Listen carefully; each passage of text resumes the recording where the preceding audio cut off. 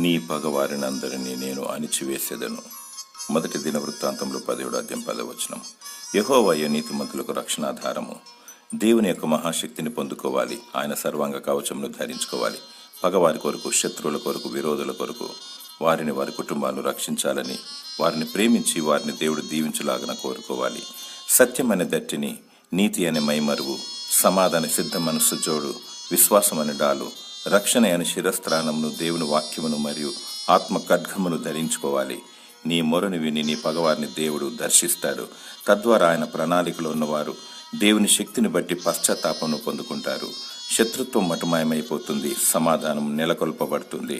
నీకు విరోధముగా గుంపు కూడువారు నీ పక్షపు వారగుదురు. అధైర్యపడకుము, నీ పక్షాన ఉన్నవాడు బలవంతుడైన దేవుడు. ఈ లోకంలో ఉన్నవాని కంటే నీలో ఉన్నవాడు గొప్పవాడు. దేవుని స్తుతించుము, ఆయనతో సహవాసము చేయము. దేవుడు నీకు కంచె వేసి నిన్ను భద్రపరచును గాక. ఆమేన్.